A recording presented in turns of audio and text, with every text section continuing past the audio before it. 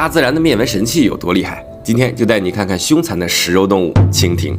小荷才露尖尖角，早有蜻蜓立上头的诗句，从小学的时候感受到的只是蜻蜓的小巧可爱，但是直到长大了才知道，原来蜻蜓也是一种凶残的食肉动物。蜻蜓一生95%的时间是在水下度过的，只有到了最后的繁殖阶段才会变成蜻蜓飞出水面。所以咱们看到蜻蜓点水的时候已经是蜻蜓一生最后的时光了。而蜻蜓点水的目的只是为了将卵产入水中。在水中的幼虫时期呢，还不能叫蜻蜓，应该叫水菜。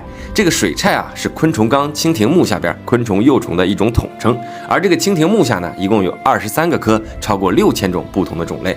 那根据大小种类不同，水菜时期的长短就不同，平均在水下的时间从3个月到3年不等，最长的甚至会达到8年之久。在水菜时期会经历多次蜕皮，不断长大，等爬出水面完成最后一次羽化后，才会变成有翅膀的蜻蜓。水菜从不挑食，喜欢捕食蚊子幼虫等各种昆虫幼虫，体型大点的还能捕食小鱼小虾和蝌蚪，实在没有吃的时候，甚至会吃同类。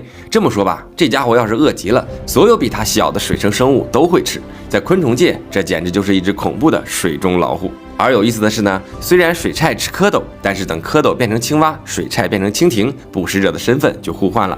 青蛙对蜻蜓那也是不遗余力的展开了复仇。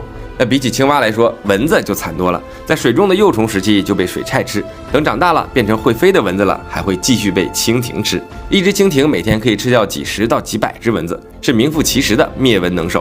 所以蜻蜓对蚊子的数量有很大的控制作用。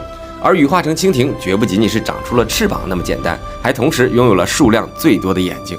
蜻蜓的头几乎全都是眼睛，长着一对复眼，复眼大约由28000多只小眼组成，是一般昆虫的10倍。这让蜻蜓拥有了近乎360度的视野，从而让蜻蜓拥有了超凡的视觉能力。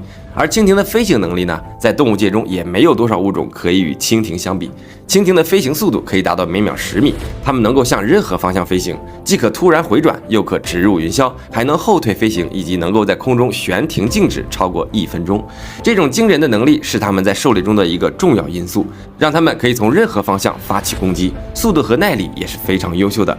正是因为有了如此非凡的视觉能力和卓越的飞行能力，从而让蜻蜓捕捉猎物的成功率高达95%，同时也保证了它们在高速飞行的时候几乎从来不会发生碰撞。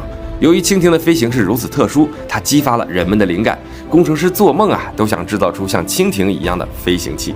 其实蜻蜓这个名字是2个科的动物，蜻是蜻，蜓是蜓，只不过蜻科和蜓科的差别很小，极为相像罢了。但是蜻蜓目下还有一个葱科，这个得说一下。整体上看呢，也和蜻蜓很像，但是最明显的区别是在没有飞行的时候，翅膀是合拢在一起的，而蜻蜓无论飞不飞，翅膀都是保持水平展开的。所以当你在河边看到翅膀是合拢在一起的，长得像蜻蜓的那个就是葱了。它还有个温柔的名字叫豆娘。繁殖方式也和蜻蜓是一样的，也能豆娘点水，只不过水菜时期的胖瘦程度不一样罢了。但是无论蜻还是蜓还是豆娘都是肉食性的，对苍蝇蚊子来说，那都算得上是可怕的杀戮机器。所以蜻蜓对人类来说是一种益虫。只是可惜现在由于全球环境恶化以及农药的大量使用，让蜻蜓的生存越发困难。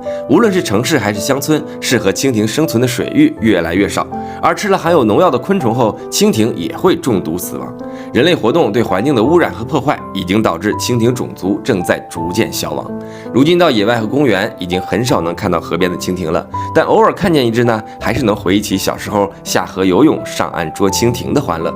可如果环境继续恶化下去，怕是用不了多久，养万里的小池可能就要改成泉眼无声惜细流，树阴照水爱晴柔，小荷早露尖尖角，哪有蜻蜓立上头了。